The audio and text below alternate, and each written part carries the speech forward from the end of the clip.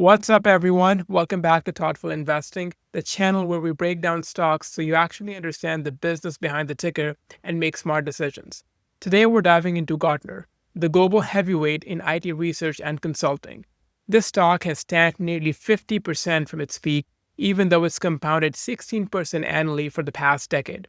It's been on my watch list for years, and with this massive pullback, I finally started building a position. So in this video, we're covering everything you need to know about the stock, what Gartner does, what's driving its long-term growth, why the stock's been crushed lately, how the financials and valuations stack up, and of course, whether Gartner is a buy right now. If you're hunting for long-term compounders in the market, make sure you stick around to the end. Let's dive in. Gartner was founded back in 1979 to provide technology research and analysis to businesses buying and selling computer hardware. That original business is now rolled into the Insight segment. That's where 82% of the revenue still comes from. This segment is the heart of Gartner. It's where the company delivers research, data, and expert guidance that help leaders make mission-critical decisions. This business serves executives across IT, finance, HR, supply chain, marketing, and other enterprise functions. Basically, anyone responsible for strategy in the business. This segment is divided into two parts, global technology sales and global business sales, which we'll talk about in a minute. Then we have got conferences, bringing in about 9% of revenue. These events feature industry movers and shakers. You get business and tech insights along with valuable peer networking opportunities. And finally, consulting, also at 9%. This is a team that helps clients turn strategy into action through project-based work. Within the Insights business, Global Technology Sales (GTS) drives $3.8 billion in contract value, which is 75% of total, and serves 12,000 companies. GTS primarily sells to IT leaders like Chief Technology Officers. And then we have Global Business Sales (GBS), which generates $1.2 billion in contract value and serves 5,000 companies. GBS caters to leaders across non-IT functions like marketing, sales, and finance. In terms of geographic diversity, the US and Canada command the lion's share of revenues at 64%, while Europe, the Middle East, and Africa bring in 24%, and other international markets like Asia Pacific contribute 12%. In the end, what Gartner really sells is access. A single executive license, or seat as it's called, costs more than $100,000 a year. It starts with expert insights and interactions, direct access to Gartner experts who help executives cut through the noise. Then there is peer experiences, where leaders learn from one another's real-world successes and challenges. So for example, if you are a chief marketing officer, you get access to other marketing executives dealing with similar issues. Next up, workflow and benchmark tools. These resources let decision makers measure performance and optimize strategy. So if you are a C-level exec, you often need to show how you're doing versus industry, so Gartner's benchmarking tools really help out here. And then there's Gartner conferences, which are live events packed with innovation, trends, and connections. And wrapping it all together, Gartner delivers service support, ensuring clients get measurable impact every step of the way. Now, apart from the C-level solution, also known as guided access, there are lower tiers like reference and advisor access, which cost much less, and are really meant for the team of the C-level executive. Ultimately, the value proposition here is quite simple. First, you save time, because you get to the right answer quicker and faster. For example, let's say you want to buy a cybersecurity software. Gartner's research can quickly tell you who are the top vendors and what are their strengths and weaknesses.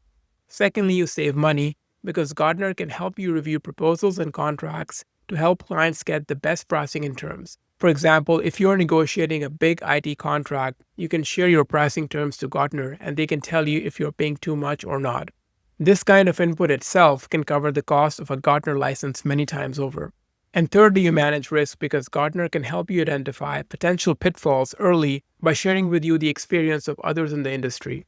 You also gain expertise by having direct access to Gartner's analysts and advisors who know the industry inside and out because all the players are sharing information with them through hundreds of thousands of interactions every year. Finally, you gain some confidence in your decision because Gartner is supposed to be free from bias and neutral, because they themselves are not a vendor. A big part of the value here is that Gartner's insights offer a bit of executive insurance or cover your backside insurance. Because if something doesn't work out or there's an audit, executives can save themselves by saying that their decisions were consistent with Gartner's guidance. The higher the stakes, the greater the importance of this kind of insurance. In terms of competitive advantage, because Gartner is the number one player in this space, far bigger than any of its competitors, it can invest in its research more than others and still make a lot of money. This includes paying for 2,500 experts that stay at the cutting edge of content and insights, and an impressive 4,700 sales professionals that engage clients worldwide. It's a virtuous cycle. Stronger content and sales force drive new clients, and new clients fuel even more investment in research and sales. So it's much harder for any new players to enter the space and compete with Gartner. All of that results in high renewal rates. Wallet retention, which measures how much existing clients spend compared to the year before, holding steady above 100% through 2024. That means Gartner continues to grow even before adding new clients.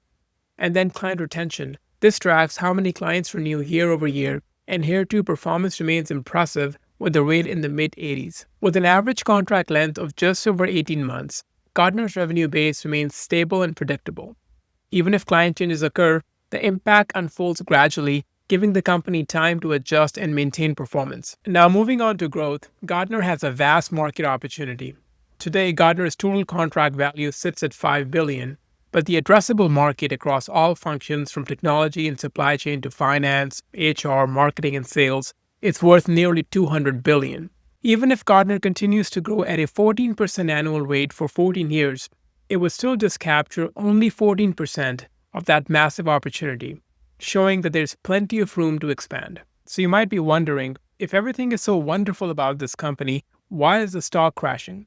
And that's because growth has slowed down significantly to mid-single digits. On the global technology side, it went from 5.3 to just 3.6%. On the global business side, it went from 13% to under 10%. Investors are used to mid-double-digit growth, so this is a big concern. Analysts on the last earnings call asked several questions about it and strongly indicated that AI was eating their lunch.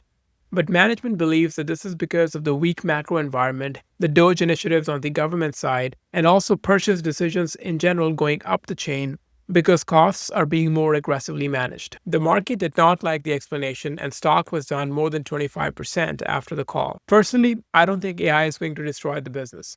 It may have some impact on the entry-level memberships, but if you think about it, AI's strength is taking public data and packaging it in a format that is understandable. But much of what Gartner provides is proprietary insight gained from real-life interactions and in-field experiences. And all of that is behind a paywall, so it's not like AI can access it. Also, one of the biggest drivers of Gartner's use is the executive insurance piece of it. Imagine you are the chief technology officer managing a big software project. Let's say it fails because the software just doesn't work very well. How would it look if you went to the board and said you used ChatGPT to decide which software to use? But if the software was indicated as an industry leader by Gartner with successful results elsewhere, now it's a completely different conversation. Also, just like vendors optimize for Google search right now, we call that search engine optimization, making sure that their name comes up on the first page of results. They will be optimizing for AI algorithms in the future, so you can't totally trust AI. In fact, this will create even more need for trusted advice. At a time when all sort of IT and business solutions are flooding the market, the importance of neutral advice that can be trusted has grown, in my opinion, not reduced.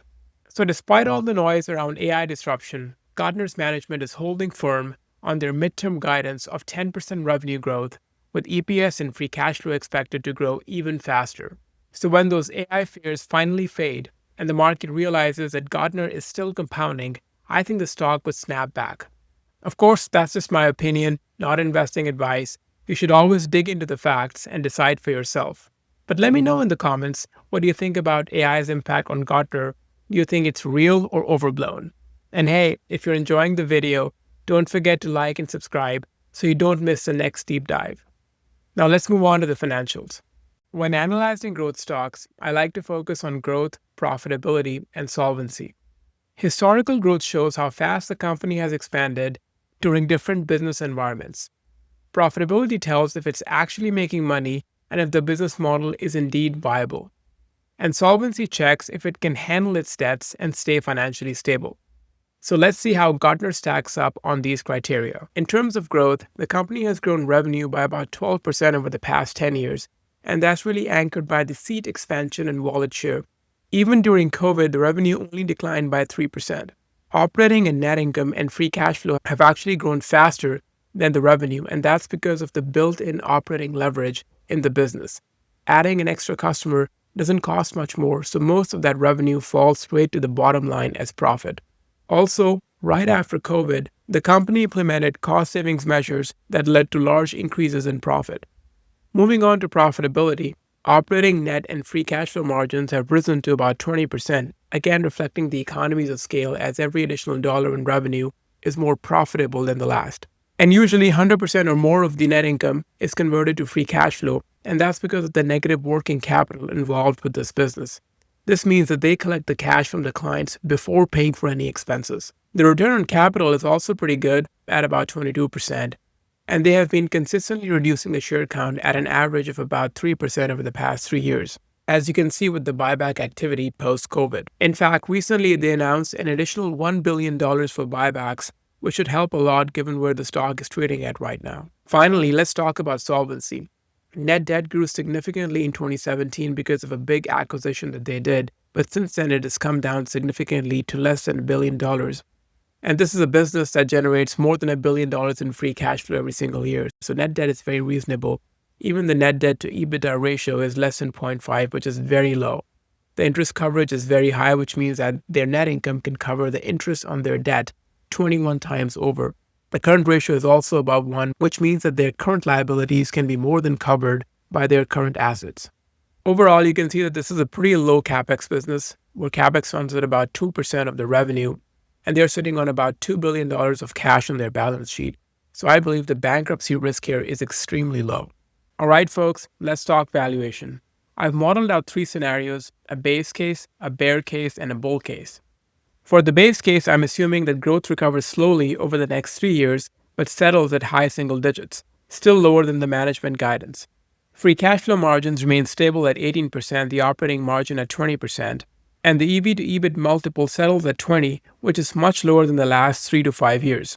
This is a pretty conservative case. With these assumptions, I get a 2029 stock value of $546, which is still lower than the recent high of $584, and represents a 17% year-on-year return, basically more than a double over the next 5 years.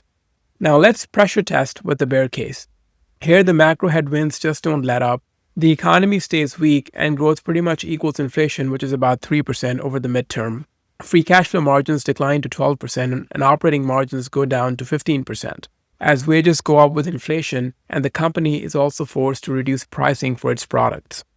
And the EV to EBIT multiple remains depressed at 14. In that case, the price will be essentially flat in 2029, which is about 257.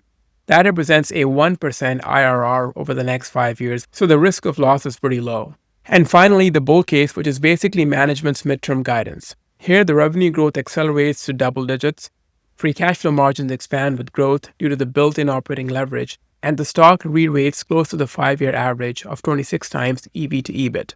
With these assumptions, I get a 2029 stock value of about $803, which is basically a triple from here, and frankly, not an impossible outcome given management's track record and what the business has achieved in the past. If you look at the table below, you can see how different buy points translate into different rates of return under each scenario. So you can pick up which scenario you believe in and look at a buy point and see what your expected return will be over the next 5 years based on my model. So here's where I stand. I started buying Gartner at around 235, and I'll probably keep adding until I build a full position, as long as it stays below 275. Based on my analysis, I think the stock's cheap right now. But hey, that's just my opinion, not financial advice. Always do your own research before investing. Also, I'd love to hear from you. Are you leaning bull, bear, or base case on Gartner? Drop your thoughts in the comments below, and while you're at it, tell me which stock you would like me to cover next.